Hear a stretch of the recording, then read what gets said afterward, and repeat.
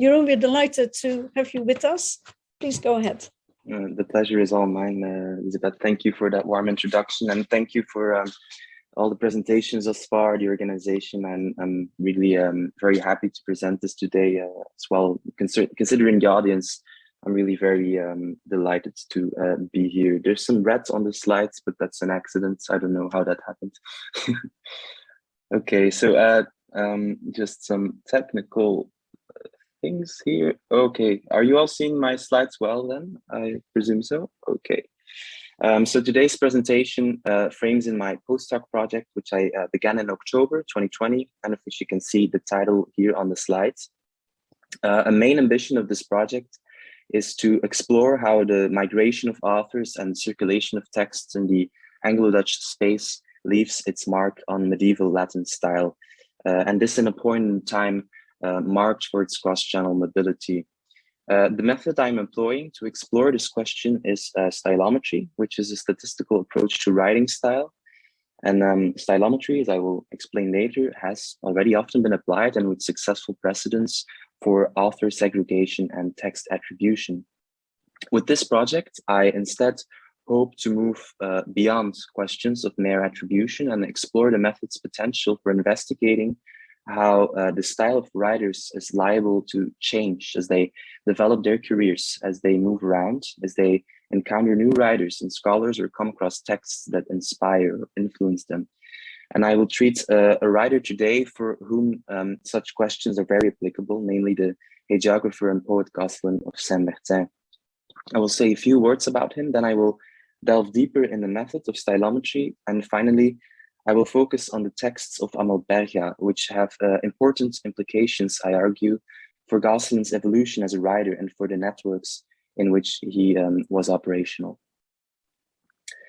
Goscelin crossed the channel from the Abbey of Saint-Bertin in Flanders in the late 1050s or early 1060s. He became respected for his figurative and rhyming Latin prose style and was commissioned by a number of patrons from reputed English religious houses to collect orally delivered or written materials on local Anglo-Saxon saints. And in rewriting them in his respected style, he contributed to flourishing of hagiographical writing at that particular time. Because of Goscelin's backgrounds, the aforementioned questions on the role of mobility, the construction of a network, stylistic influence and exchange, the adaptation of style to cater for local commissioners become very relevant, and not just for Goscelin personally, but also the other way around, as in the way in which Goscelin, and by extension his background in Saint-Bertin, impacted the Latin literature in England, or to say it in the words of Goscelin scholar Rosalind Love, it is intriguing to speculate upon the difference that would have been made to the history of Anglo-Latin hagiography and to our knowledge of the Anglo-Saxon saints if Goscelin and Volkart of Saint-Bertin had both stayed at home. And Rosalind Love also mentions Volkart here, whom I will return to. Despite Goscelin's cultural, historical, and literary significance, the canon of works attributed to him is still subjected to scholarly debates. And I will not discuss all of these texts and contexts today, but this spreadsheet gives a good general impression of his large oeuvre. When I mention securely attributed works to Goscelin, I am referring to texts of which there is near to 100% certainty of Goscelin's authorship, here labeled with green. That brings me to stylometry. I will explain stylometry by juxtaposing it to approaches to Latin style, which are already familiar, to bring out its differences and possible advantages and disadvantages. Such a comparison is especially relevant when considering that Goscelin is one of those few authors for whom there actually already exists a qualitative forensic system of stylistic recognition. And here I'm showing you two snippets of Goscelin's language cited in an important thesis on him by Hamilton, which are good examples of his diction and rhetoric. You will find his favorite usage of compounds, Grecisms, erudite words, and in the second sentence, you'll see his predilection for alliteration and rhyme. Stylometry instead looks at what is quantifiable. It looks at stylistic features that can be automatically retrieved and that have statistical significance. A very popular example of such a feature is the function word, and here comes the contrast. when you boldface function words in the exact same set of sentences as cited earlier, you can immediately see the shift of emphasis. Function words, they are grammatical or syntactic words that writers use very frequently, yet they have no semantic meaning most of the time. Therefore, even their very presence tends to escape readers. Wherefore, they've been argued to be much less consciously applied and not so easily imitated. And to make this example before us very concrete, stylometry would, simplistically presented, encode these sentences as such. In reality, this process will of course be applied on a much larger scale for many texts simultaneously. The numerical representation of texts allow for a mathematical basis of comparison. This is an important point because this is what stylometry thrives on: its comprehensibility, its analytical speeds, which human readers do not have necessarily. Now, here is a figure demonstrating the discriminative power of function words. We see two axes. The axes, both the horizontal and the vertical one, give an indication of how highly a word ranks in an author's vocabulary. On the horizontal axis, we have Goscelin. On the vertical axis, we have Volkart. Now, Volkart was mentioned earlier. He is a counterpart of Goscelin in terms of backgrounds, education, and career choices. Just like Goscelin, he was an itinerant author from Saint-Bertin in Flanders, who around the same time came to England, stayed in various religious houses, and wrote hagiography there. It is assumed that the two knew each other and shared a network, not least because their style is often quite similar and testifies to the rhyming prose style of Saint-Bertin's, which was popularly imported in England. That even authors with such similar stylistic profiles betray their own typicalities may grant us some confidence of method. We can see, for instance, that Volkart uses sequidem with a much higher ratio than Goscelin.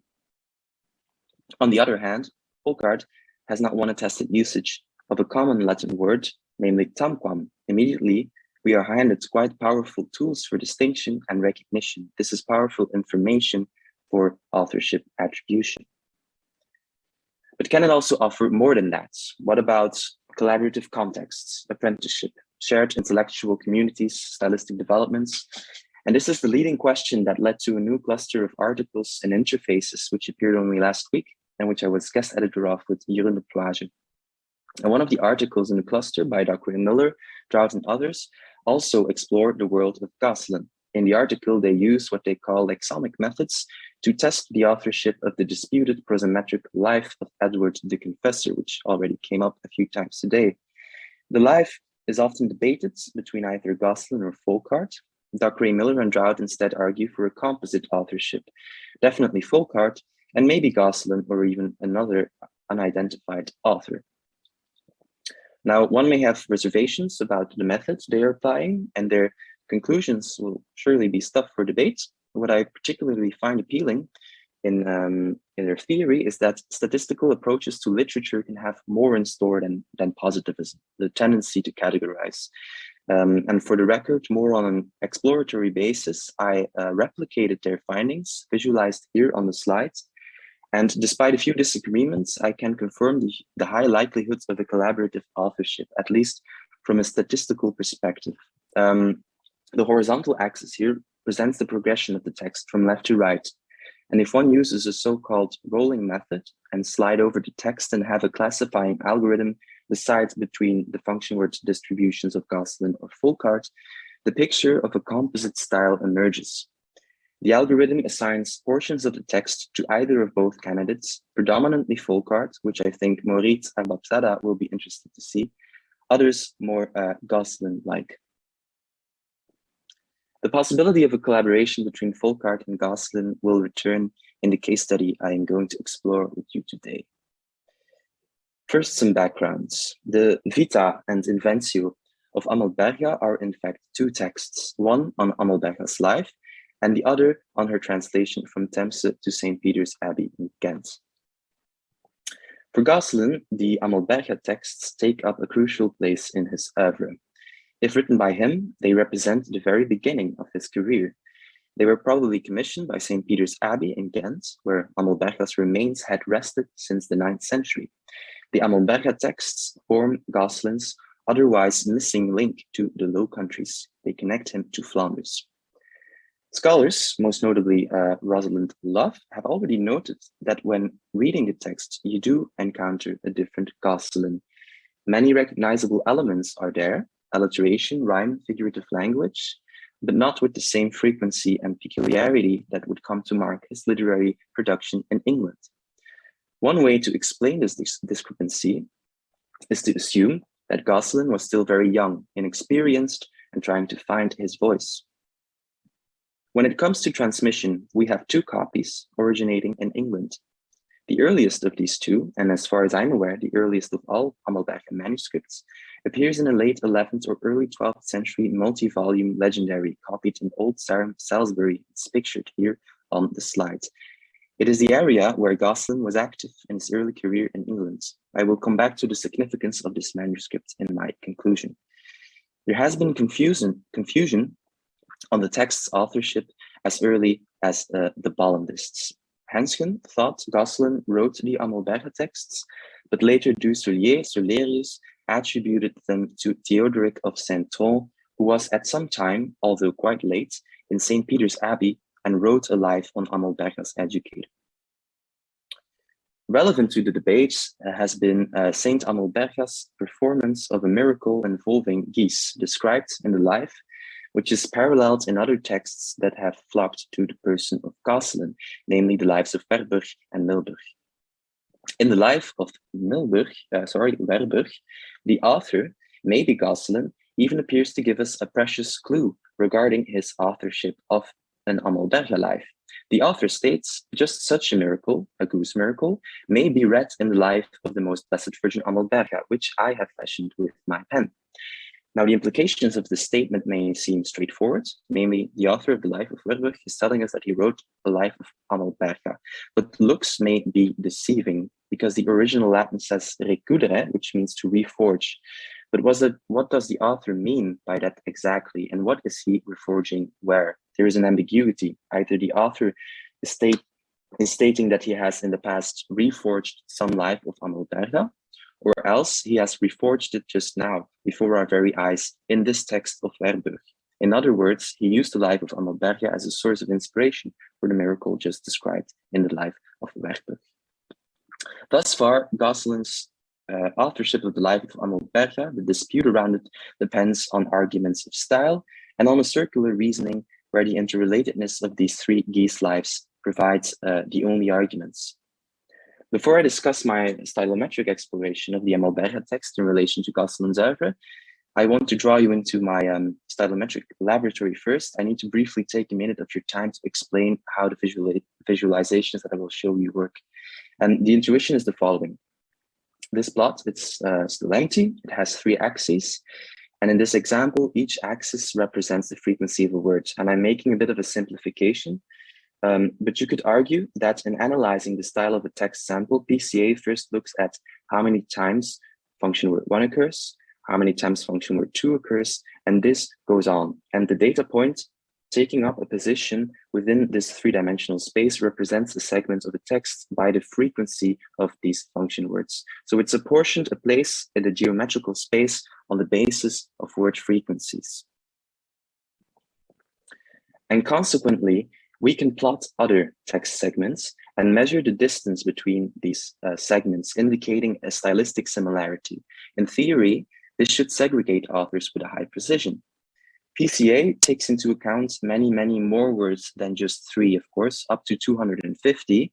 And that is why the previous figure was a simplification. It accomplishes to reduce a much more complex bundle collection of many word frequencies to just 3 dimensions, enabling us to see the most important trends in the data. And if we do this in the wild, so to speak, and compare hagiographers operating in England in the 11th century, we get something looking like this. And here is a plot comparing the works of contemporaries, Goscelin, Volkart, and Yatner of Canterbury with one another. And in the context of Speaking of influence and shared background, one can already see there's a much closer stylistic affinity and smaller distance between the text samples in green of Folkart and those of Goscelin in blue. With this knowledge in mind, let us return now to the Amalberga texts. The segments belonging to the life of Amalberga, containing 500 words per sample here, are indicated in red. When compared to the securely attributed works of Goscelin in blue, one immediately spots two distinct clusters, which is very conspicuous.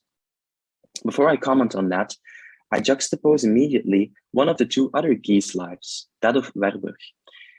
And what you can see is that the author of the Life of Verburg, who stated that he had reforged the life of Amalberga, has a clear affinity with Goscelin's Oeuvre. Here I would go as far as to see confirmation of this text's authorship by Goscelin. And if that is correct, it simultaneously proves that Goscelin referred to the Amalberga text and clearly knew it. The Life of Milburg, then, also containing the Guise miracle and attributed to Goscelin, as you can see here, can also contend for Goscelin's authorship, despite a few outliers on the top there. On first impression, the Life of Milburg appears more Goscelin-like than the Life of Amalberga. In summary, thus far, we've made three isolated comparisons where we had a test case, namely each of the three Guise lives, and then paired the text up with Goscelin's cluster of securely attributed works. Comparatively speaking, the Life of Amalberga clearly forms an outlier. Dacre, Miller, and others, in making some methodological decisions, have also mentioned this in passing in their publication just out this week. I mentioned it before the publication, when deciding to exclude the Life of Amalberga in their analysis, because it appears to be an outlier, they say. At this point, we may want to explore Rosalind Love's theory of a younger Goscelin, still employing a different style, uninfluenced from his interactions and contacts in England. And in the words of Rosalind Love, can we use the Vita Amalbergae to begin tracing the evolution of Goscelin's Latin style? One possible way to explore this question is to simply plot Goscelin's works according to the alleged period they were written in, and bringing in these works demarcated in periods, one after another, where lighter shades represent an earlier point in time, does not quite give us a very sequential, linear stylistic change. But what it does show, I think, is an expansion from the center. As Goscelin ages, tours England, writes texts, he's exploring different territory and definitely changes in his style, maybe by picking up stylistic trends or developing his own style further. However, if Goscelin wrote the Amalberga texts, which I plot now, once more we can see that they are indeed drastically different. And when one rotates the figure, one will note that the texts form a big outlier on the second component of the PCA plot. Thus far, there seems to be no strict chronological rationale to why the Amalberga texts are outliers. The risk of all the visualizations that I have shown so far is that stylistic distance tends to remain relative, unless we decide to involve works of other similar authors as well, in order to better estimate the exact bearing of these distances. An evident first step was to test if Theodoric of Saint-Oen's texts resemble the Amalberga texts, although he had been somewhat disqualified in the debate. And at first, I was a bit startled to see this. It suggests an overlap between Theodoric and the Amalberga texts. But with this more detailed figure, leaving out Goscelin, Theodoric's authorship becomes untenable. Either way, what is interesting to see here is that the Amalberga texts appear more similar to the continental hagiography of Theodoric, without going as far as to make any claim to their authorship by Theodoric. And what I personally found even more interesting is that when I allowed additional Saint-Bertin's authors to come in, all three of which are rhyming prose writers active in the 1040s, 1050s, the Amalberga text consistently sides with them rather than with Goscelin. Note at this point, when more than three authors are involved, These visualizations tend to look at larger stylistic links, at larger trends of variants which transcend the author level.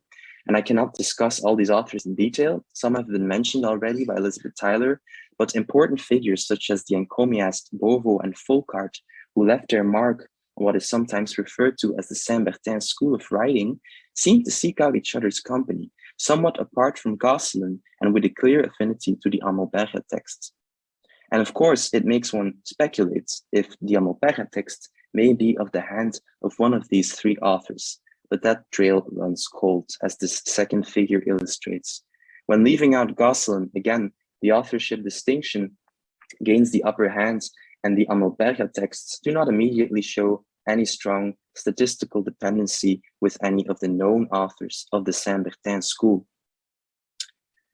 What becomes more important and relevant at this point than the attribution of the Amalberga texts is the observation that there may be a way to statistically capture the Saint-Bertin's house style and Goscelin's gradual departure from that style as he left its influences behind him, both in time and in space. And I will now bring in an additional factor which contributes to that observation. Goscelin's compatriot, Folkart, has written a life on Bertinus, the patron saint of the abbey with that same name when he was on the continent. He wrote it in dedication of Beauvau, whose invention of Bertinus is also visualized here. The remainder of Folkart's oeuvre was, as far as I know, produced in England. And in this plot, I have annotated the samples which Folkart wrote on the continent. This continental text sides, on the one hand, with the Saint-Bertin's house school, you may say, the texts of Abbot Beauvau, the encomiast, and importantly, with the Amalberga texts. Folkart's lives, written in England, those on John of St. Beverley and the Saints of Florian's dead, side closer to Goscelin, whose secure oeuvre is written in England. And this subtle distinction between texts written by Folkart on the continent and in England, where we see that Folkart is becoming more alike Goscelin and less alike to the Saint-Bertin school, could have important implications for the Amalberga texts as well. Because if Folkart was able to develop his style, then we can assume that Goscelin was capable of doing much the same. And that results in the constatation that the texts of Amalberga, disjoint from Goscelin's remaining oeuvre, could also be evidence of a writer who was traveling away from his continental influences, the Saint-Bertin's house school, and picked up new trends in England. And perhaps, as the results of the collaboration on the Vita Eduardi may suggest, Goscelin also adapted his style through his intensified collaboration with his patrons, but also with Folkart in England, which at once also explains the stylistic proximity between the two, which I mentioned earlier.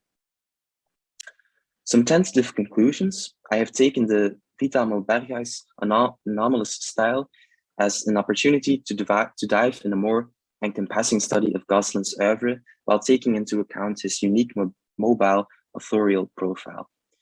Maybe the Amalberga texts are simply not of Goscelin's hand, but they seem to exhibit a link to the continental school of Saint-Bertin's nevertheless. Another cause for the outlying behavior of the Amalberga texts may lie with Goscelin's and Folkart's stylistic developments as they traveled to England, which I find equally or even more relevant to our understanding of these authors than the attribution of the Amalberga texts. Before I leave you, I have one last confession to make. I am aware that the materiality of texts and their transmission history tends to go lost in the sometimes abstract visualizations of medieval texts and data points. And I want to close this talk by once more drawing attention to Goscelin's attestation in the life of Werburg. Goscelin self-identifies himself as a refashioner. He was clearly not only a writer, he was also a rewriter. And the extent by which Goscelin rewrote must inevitably remain part of this discussion. And in the same light, earlier I passed over too quickly perhaps one tremendously interesting aspect on the Amalberga manuscripts. Yesterday I was fortunate to correspond with Rosalind Love about her work on the collation, and she was able to tell me that the edition I used, which is the only electronically available one, that of the Bollandists, shows significant differences with the oldest Amalberga manuscript, which I discussed earlier, the one written here in Salisbury. Since the Salisbury copy may be based on a manuscript which Goscelin himself brought to England, also this variety of witnesses plays an important role, I think, in the mobility, perhaps better move-ons of Goscelin's literary legacy. Thank you for your time.